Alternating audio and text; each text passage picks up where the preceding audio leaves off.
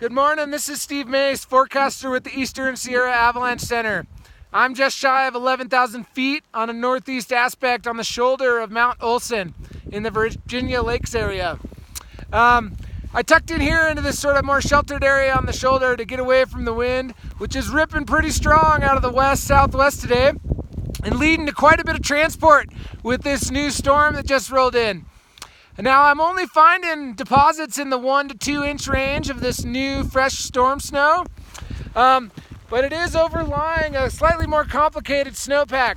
We've got, while it's only that very top layer is that new deposit, I'm finding this stiff kind of pencil hard slab about 15 to 20 centimeters overlying this sort of 4-finger fist snow, and this popped off pretty clean in a compression test.